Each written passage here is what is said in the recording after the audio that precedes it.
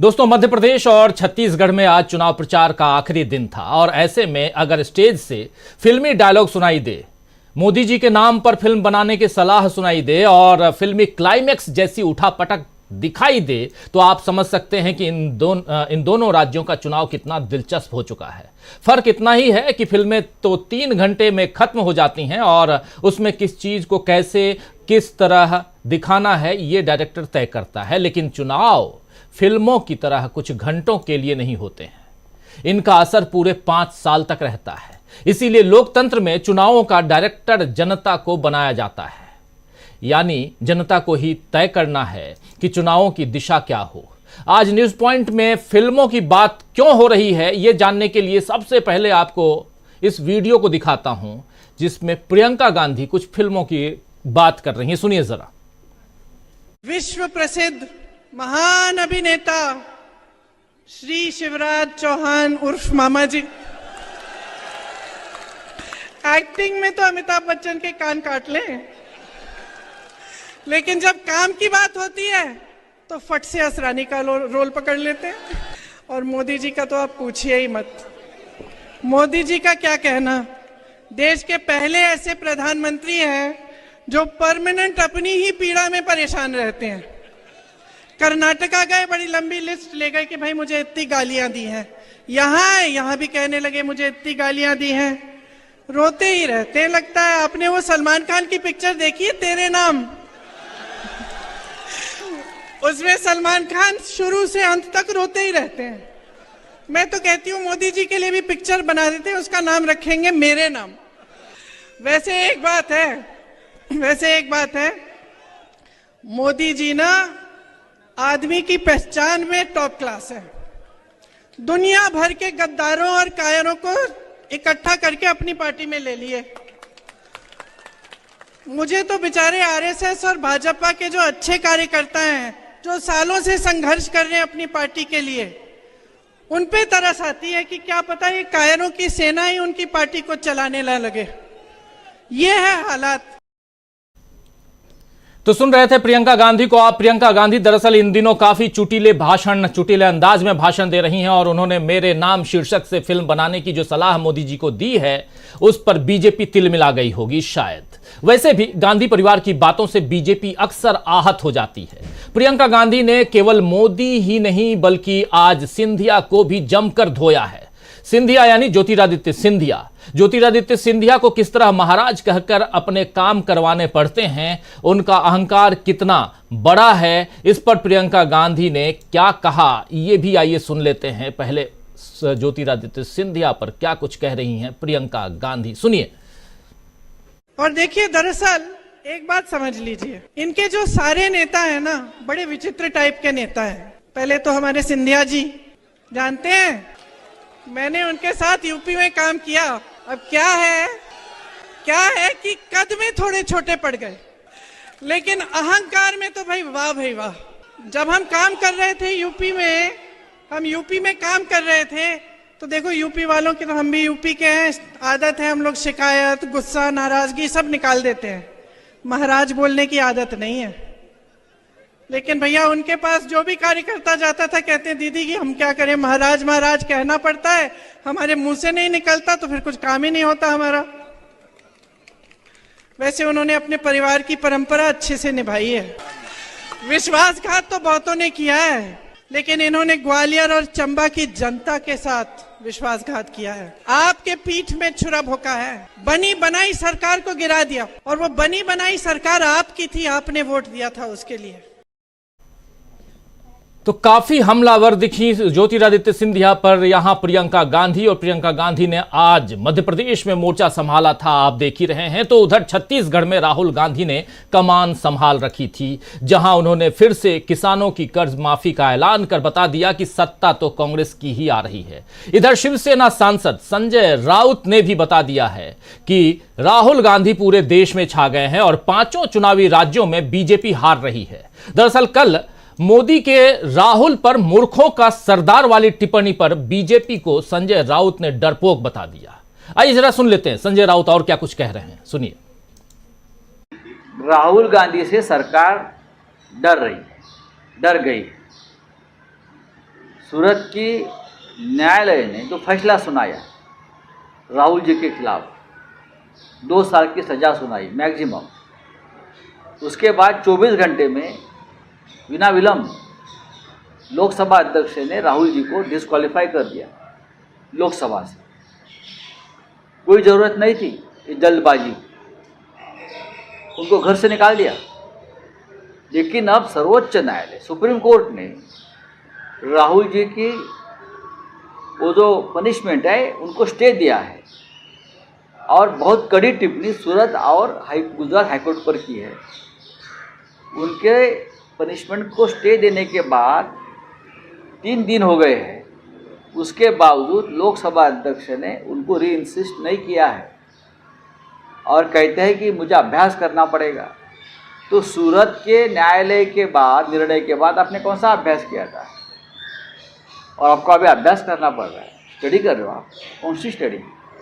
क्या पीएचडी कर रहे हो या डॉक्टरेट लेने जा रहे हो इस विषय पे?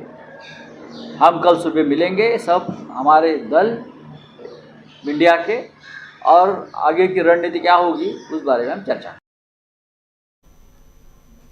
तो एक लंबी चौड़ी बात यहाँ कर रहे थे संजय राउत, शिवसेना उद्धव गुट के की तरफ से राज्यसभा सांसद हैं, आप जानते हैं, और राहुल गांधी पर इन्होंने और भी बहुत सारी बातें कही। उन्होंने कहा कि जिस तरीके से राहुल गांधी पूरे देश में छा गए हैं और खासकर 5 राज्यों के विधानसभा में राहुल गांधी जिस तरह से छाए हैं, उससे साफ है कि बीजेपी की बुरी तरीके से हार होने जा रही है। और इसके साथ ही संजय राउत ने यह भी कहा कि उनके मन में राहुल गांधी को लेकर डर है, यानी कि बीजेपी के मन में राहुल गांधी को लेकर डर है कि ये नेता 2024 में देश का प्रधानमंत्री होगा और पूरा हिसाब किताब हमसे ले लेगा। आप जानते हैं दोस्तों कि राहुल गांधी तो पहले ही कह चुके हैं कि 5 राज्यों में कांग्रेस की ही जीत होगी, और आज शिवसेना सांसद ने भी यही भविष्यवाणी की और साथ ही यह भी बता दिया कि राहुल अगले साल प्रधानमंत्री बनने जा रहे हैं। कांग्रेस और इंडिया का यह आत्मविश्वास पूरे चुनावी खेल को पलट सकता है दोस्तों। हालांकि इस आत्मविश्वास के बीच कमीनेपन जैसे शब्दों के सहारे कांग्रेस को घेरा जा रहा है। कमीनापन, कमीनेपन, ये सब जो शब्द हैं पहले गाली के रूप में प्रयोग किया जाता था, इस्तेमाल किए जाते थे, ऐसे शब्दों का इस्तेमाल होता था, लेकिन अब धड़ल्ले से ये बातें कही जा रही हैं। आप ये वीडियो देखिए, जिस वीडियो को अभी आप मेरे राइट साइड में देख रहे हैं, इस वीडियो को अब फुल स्केप लेके आता हूं, जरा सुनिए। फिल्म चाइना गेट के इस संवाद को अभिनेता मुकेश तिवारी सुना रहे हैं, सुन लीजिए पहले। और बगल में बैठे हुए हैं यहां से जो विधायक पद के लिए चुनाव लड़ रहे हैं, उनका नाम भी बताऊंगा, कैलाश विजयवर्गीय। पहले डायलॉग सुनिए आप।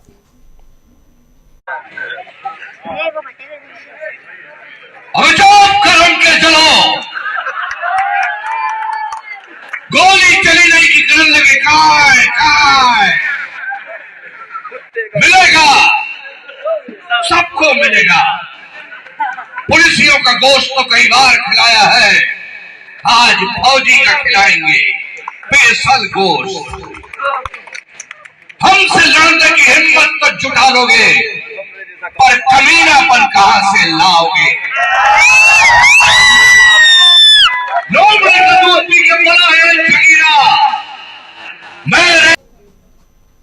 तो सुना आपने, चाइना गेट फिल्म का यह संवाद है, डायलॉग है, जिसको अभिनेता मुकेश तिवारी यहां सुना रहे हैं और पास में बैठे हुए कैलाश विजयवर्गीय ताली बजा रहे हैं। हमसे लड़ने की हिम्मत तो जुटा लोगे, लेकिन कमीनापन कहां से लाओगे? फौजियों का गोश्त कौओं को खिलाएंगे। और ऐसी बातों पर जब कांग्रेस ने प्रतिक्रिया दी तो बीजेपी को इसमें भी तकलीफ हो गई कि कांग्रेस फिल्मी संवाद में भी राजनीति ढूंढ रही है। अब चुनाव है तो जाहिर है कि हर बात में राजनीति ही ढूंढी जाएगी दोस्तों, फिर चाहे वो फिल्म का डायलॉग हो या असल जिंदगी का वीडियो हो।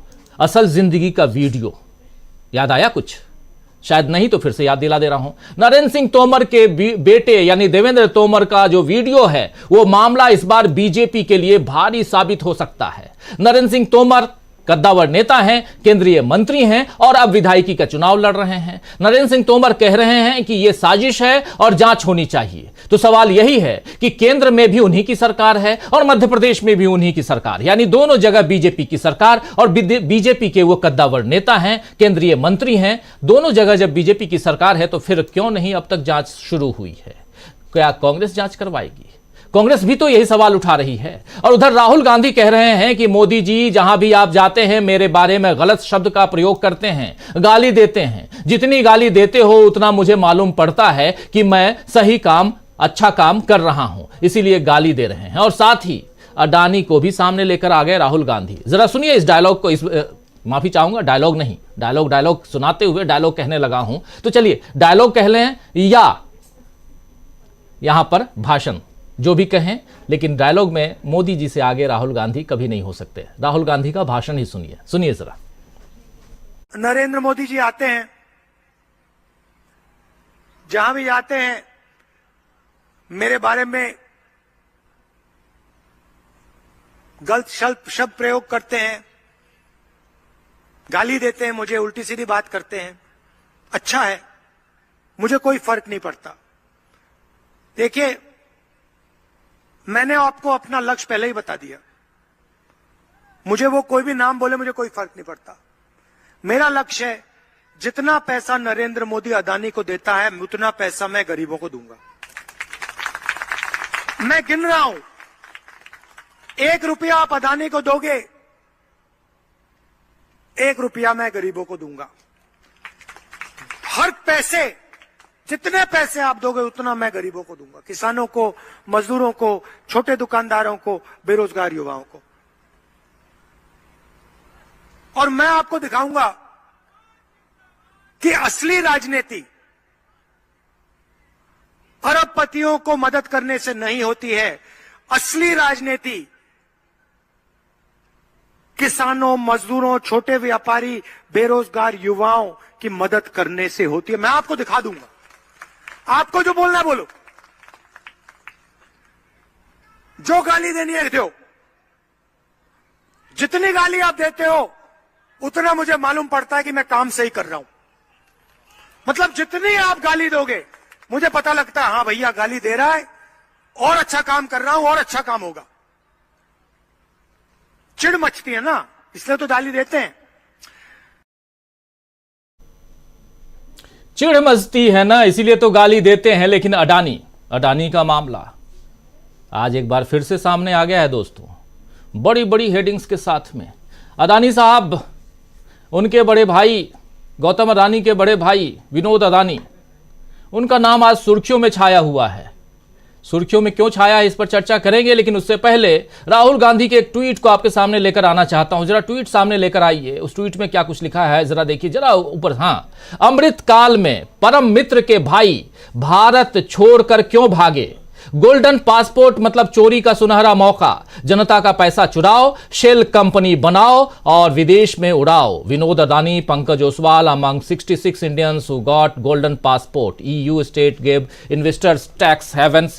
ये जो है, ये रिपोर्ट है इंडियन एक्सप्रेस की, और यहां पर यह बताया गया है कि गौतम अडानी के भाई विनोद अडानी ने साइप्रस में इन्वेस्ट करके, इन्वेस्टमेंट के साथ साथ, शेल कंपनी के साथ साथ गोल्डन पासपोर्ट वहां का ले रखा है। क्या यहां जो कह रहे हैं राहुल गांधी कि अमृतकाल में परम मित्र, आखिर परम मित्र कौन है, अमृतकाल किसका है, के भाई भारत छोड़कर क्यों भागे, बड़ा सवाल है यहां राहुल गांधी। चर्चा हम कर रहे हैं सियासत की, और सियासत में आखिर ये अडानी साहब कहां से आ गए, ये आप जब हम आगे चर्चा बढ़ाएंगे तो उसकी चर्चा भी करेंगे। तो दोस्तों आइए आज न्यूज पॉइंट में चर्चा करेंगे कि क्या कांग्रेस इस बार पलट देगी सारा खेल, क्या बीजेपी के लिए भारी पड़ेंगे उसके पैतरे। अभी जब आप ये प्रोग्राम देख रहे हैं तो वर्ल्ड कप सेमीफाइनल में टीम इंडिया जो है वो धमाल मचा चुकी है, बैटिंग कर चुकी है, 397 रन बना चुकी है 4 विकेट पे, और 50वीं सेंचुरी वर्ल्ड बना चुके हैं हमारे देश के, आप जानते हैं, विराट कोहली। और विराट कोहली जो हैं वो अब तोड़ चुके हैं सचिन तेंदुलकर का जो रिकॉर्ड है वो, और न्यूजीलैंड के सामने एक कड़ी चुनौती पेश कर रही है इंडिया की टीम। तो दोस्तों जुड़े रहिए हमारे साथ, सूरत हाल उधर का भी बताऊंगा और यही सूरत हाल जो है जरा बीजेपी और कांग्रेस का भी बताऊंगा, क्योंकि बीजेपी में भगदड़ मच गई है। बीजेपी के कई नेता आज, जबकि परसों चुनाव है, और आज कई नेता, परसों मतलब मध्य प्रदेश में चुनाव है, छत्तीसगढ़ में चुनाव है, और मध्य प्रदेश के कई नेता बीजेपी छोड़कर के कांग्रेस में क्यों आ रहे हैं। इधर राजस्थान में 25 तारीख को चुनाव है और वहां से भी वसुंधरा राजे सिंधिया के करीबी क्यों छोड़ करके कांग्रेस का दामन थाम रहे हैं, इन सब पे चर्चा करेंगे। कुछ हाल जो है, हाले दिल बयां जो कर रहे हैं हम कांग्रेस का, वैसे ही कुछ हाले दिल बयां करेंगे हम